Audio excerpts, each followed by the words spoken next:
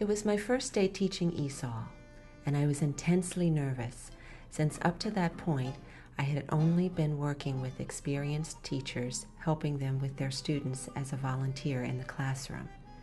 Besides, after being knocked off my path due to an injury, my confidence had been shaken, and I found myself doubting my abilities to make a difference in my own life, let alone in the lives of others, namely my own class full of students. What would I say to them, and what could I do for them? After all, I was a novice. I had no experience and no training of any kind as a teacher. I literally feared their expectations and their stares as I walked to the front of the room for the first time. I doubted so many things about that first day, not the least of which was whether I'd actually be able to help my students.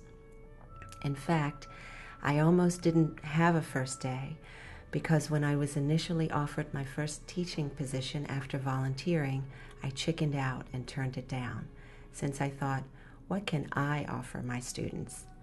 My fear of failure was like a roadblock on my path to something new in life. When I got another offer to teach, I decided to face my fear and take the job.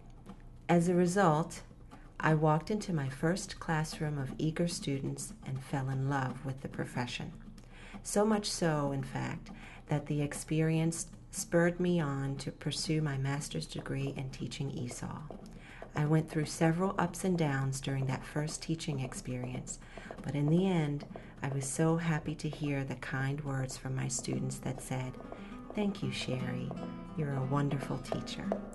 These words fueled a belief in me that I do have something to offer my students, both present and future, and that makes all the ups and downs well worth the ride.